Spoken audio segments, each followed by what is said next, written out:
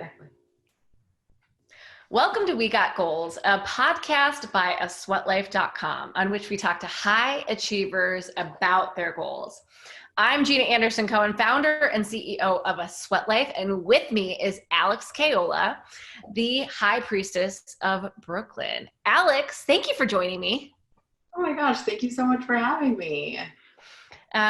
You are many things, but how I know you is you were introduced to me by your publicist, who told me all about the wonderful work you're doing with your podcast, and through the wonderful world of tarot and more. But you tell me what you're all about and the listener at home. Yeah, of course. So I'm Alex. My brand is High Priestess of Brooklyn. I combine astrology and tarot to really help guide people towards their best selves, self-actualization, realization, understanding what their goals are. So this is actually a really great place to intersect.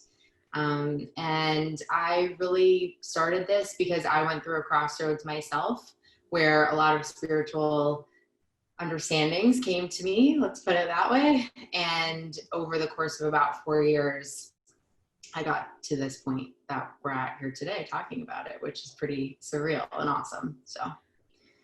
And when Alex and I met for the first time, and I would say became friends, she did a tarot and astrology reading for me that was so spot on and, dare I say, the best ever. And we used the same deck. I recently was gifted the Wild Unknown Tarot deck. For the listeners at home, we're both holding it up, and for the watchers, you can see it. So we decided before we jump into the questions today that we were going to pull a card for each other about our friendship. Alex, do you want to go first or second? I am happy to go first. I'm going to shuffle a little bit, but I also have to tell the listeners, watchers, that it was also my first deck as well, which is another reason why we have this connection, and it's pretty cool. I would say I was gifted it as well. Basically, I used to work at SoulCycle, and it is a very woo-woo environment, and one of the executives was moving offices and said, you can take whatever you want in the office. And there was a tarot deck in there. So it was this one. So thank you, SoulCycle. That was actually where I kicked off a lot of the spiritual journey. But anyway, this is about you.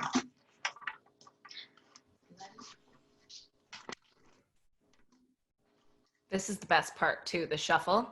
This is very like, what do they call that? ASMR? Oh yeah, yeah. Yes, that Michelob Ultra commercial.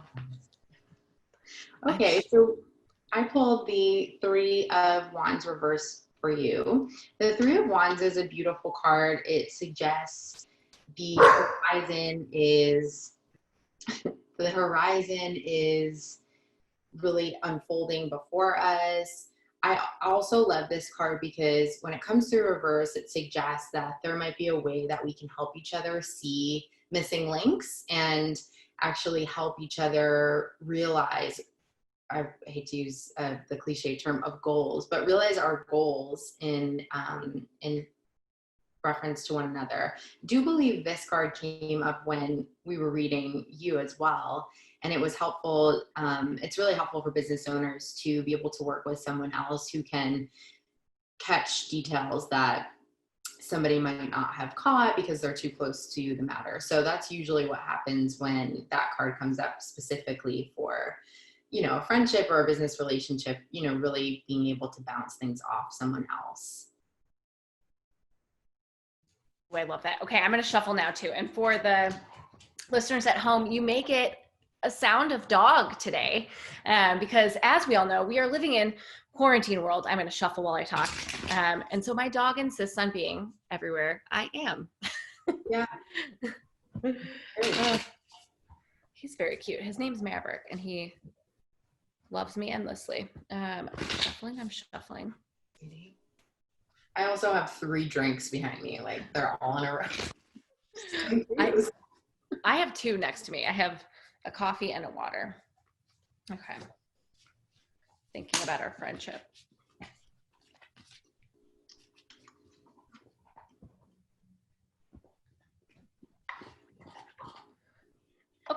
pulled the Son of Pentacles. I could open my book about this, or you could tell us about the card. Of course. This is about a slow and steady saver. It's a really practical card. If it's a person, it is most likely an earth sign who really believes that slow and steady wins the race. They are consistently thinking about, what do I need to do today, tomorrow? It's actually a really great card for accomplishing goals. It's like basically making lists and putting things together in a really practical way. So I love that card. And are you a Virgo? Is that right? I am not. I am a Gemini, which is also ruled by Mercury. And it is Virgo season. So I do feel that in some capacity. I have a Capricorn rising, which you do as well. And that's an earth sign. So that's actually a really great practical rising sign. And it's also indicates how you move through the world. So as far as goals are concerned, I'm not surprised that this is your calling and this is what you named your business, because Capricorns are the most ambitious, relentless, signs when it comes to accomplishing things. So. Ooh, I love this. So for the listeners at home, I'm going to put in the show notes so that you can get resources on all this stuff. The Wild Unknown Tarot cards. I'll put some resources for birth charts if you're like, what's a rising sign? What's whatever? So that you can look into that. And I'll also put Alex's website and links so that you can find her too. But let's jump into our goals, because I can't wait to hear yours. Yeah. Tell me about a big goal that you set and accomplished. How'd you get there, and why was it important? Well, this is actually really, like I said, surreal for me to be talking about this, because my biggest goal and accomplishment to date was starting my own business. And more than starting my own business was really doing what my soul was telling me to do, and really accomplishing a soul purpose was the goal for me. I think, like I alluded to earlier, that spiritual journey for me started about 4 or 5 years ago. And it started at a crossroads, honestly, during a breakup when I had no real idea.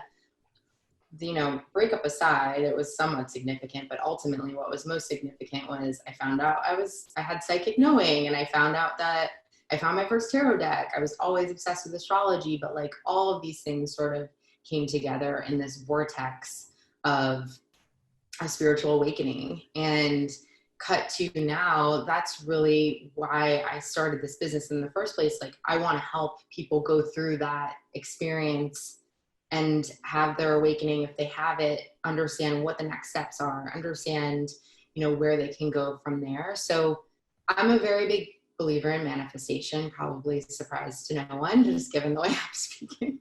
And my goal list is a manifestation list. So I'll write things down, and it's just a running list in my notes in my phone.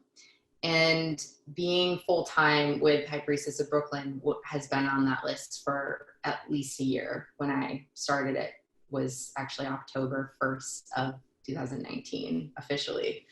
And I really didn't know how I was going to accomplish that, but I just put one foot in front of the other and had the trust that if this is really what I'm meant to do, it will work out. So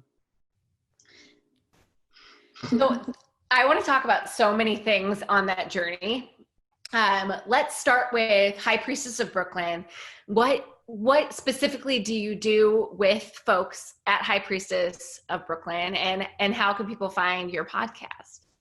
Yeah, of course. So I work with people, anybody really who wants to learn more about themselves or where they're meant to go in life. And it might seem like a pretty lofty mission statement, but as you know, and really everybody gets to a point in their life where they're like, what am I supposed to be doing? Who am I supposed to be with?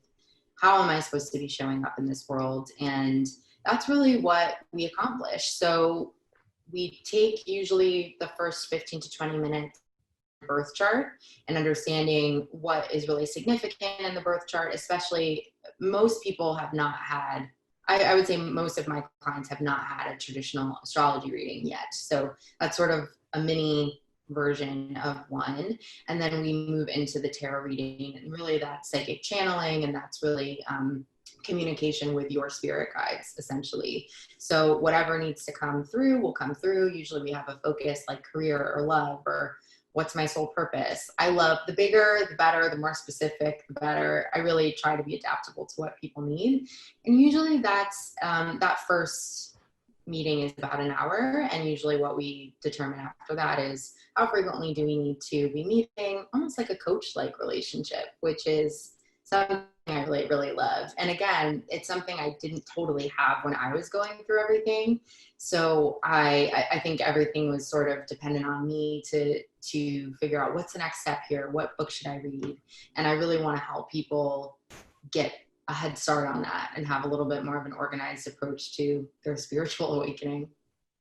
Yeah. And you mentioned that about 4 years ago, right? You figured out that you had these abilities.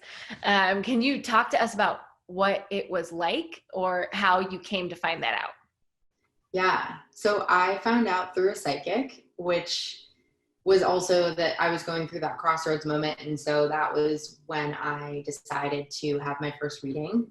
That I had a reading like once or twice, but they were pretty insignificant, and like a palm reader in Murray Hill in New York City. So this was the real deal. There was so many things that he told me about my life, but one of the many things was that I was an extremely psychic woman. And I was like, what are you talking about? And he sort of tried to explain it like, hey, have you ever had a feeling like you shouldn't go down into the subway, or that you, really are drawn to a certain person or a certain job or whatever the case may be? That is not by accident. You have psychic knowing. And so that will just over time become stronger and stronger for you. At the time I was, and my whole corporate career, I was an executive recruiter and talent manager.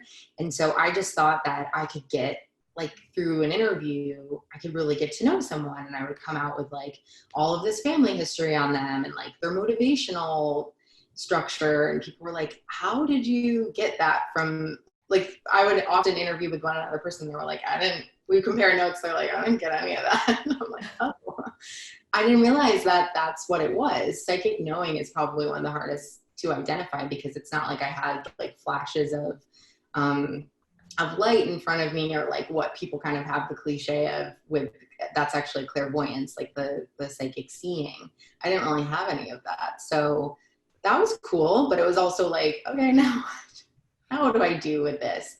And I never really had a thought that it would be something I would want to do full time, or really was supposed to do full time.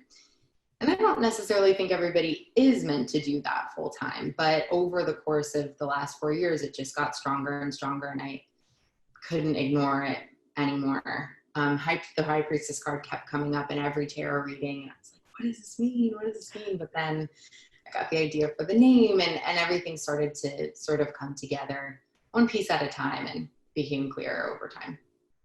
And for the listeners at home, what does the High Priestess card mean? Sure. And I forgot to answer your question, your two-parter earlier, so I'll circle back to that. The High Priestess is a beautiful card, which is an indicative of a psychic or spiritual higher knowing, and really an intuitive guide. So when you get the High Priestess in your reading, there is a strong knowing that you have within your gut that you're either listening to and it's guiding you on your path, or when it comes through reverse, you may have been ignoring this psychic knowing, or you may not really be recognizing the signs that your intuition or your spirit guides are trying to give you. So over time, the High Priestess had a double meaning for me, because it also meant, in a reading where I said, where should I focus my time? And the High Priestess comes up in that meaning, it meant do more of what you're supposed to be doing and really grow the business. The podcast, to circle back, is called Priestesses Prescribe. And it's myself and my co-host Erica who is also a priestess of a different form. She actually has a family lineage in holistic health and wellness, which is really beautiful. And we will focus on astrologically the new and full moon and forecast for those and other topics that people might be interested in on their spiritual awakening. Oh, there's so much to touch on there. It's like all of the woo-woo fun that everyone wants and needs in their lives right now. Oh my gosh, yes. And it's like, I pinch myself every day. I looked at my boyfriend when I actually got laid off, which was like a celebratory moment for me. And I was like, this is what I get to do every day. Like, I'm so excited. And it's so different when you're doing something that you're really, really passionate about and it doesn't feel like work. It's so cliche, but it really doesn't. Yeah. Yeah. So let's dive in. Let's talk about the future. Speaking of claircognizance, what is a big goal that you're setting for the future and how are you going to get there? Honestly, it's growing the business. And if I'm being totally honest, I have so many irons in the fire, which is kind of how I do things. And I'm not certain which ones will catch, to be quite honest with you and really vulnerable. I think the podcast is something that feels really, really good. And so every time I'm working on it, I feel fulfilled. And so if monetization comes from that eventually, amazing. If not, that's okay too. I work with clients one-on-one. That is something that lights me up every single time I do it. That is, of course, a revenue stream that makes sense to put more time and energy and effort into. So I know things will come from there. And there's all sorts of different things and different avenues I think this can go. I love to write. I write some horoscope content for bigger brands like Betches and Sportlux, and that's been amazing too. I think it's just about really listening to your gut, going with certain projects because they fall into your lap, and then deciding how you feel about them after a certain point. And I think I'll just continue like that and see what feels right. So it sounds like the big goal is just to allow your gut to take hold, because you've put it out there, you're trying the things, and you're going to allow the universe to sort of choose your path. Definitely. I love and that. I'm no dummy. I am a Cap rising, so I saved up a very significant amount of money when COVID hit. I live in New York City. No surprise, it's one of the most expensive cities in the world. I love to socialize. And all of a sudden that was all taken away from me, or it was completely free to socialize on Zoom, which honestly, I didn't have a hard time with. So I just put everything into saving, and lo and behold, that can happen very quickly when you're not spending frivolously. So now I'm a big proponent in saving, which I have to say I was not before. But I had a goal in mind, and here I am. Millennials, here we are. We're saving money. I also have to say, I find it like very fun that you write horoscope content, because I personally think horoscope writing is some of the most fun writing to read in the universe. Do you have fun doing that? I do. I use my tarot cards. I pull a card pretty much for every sign. When I do it, I do pull a card for every sign when I do it.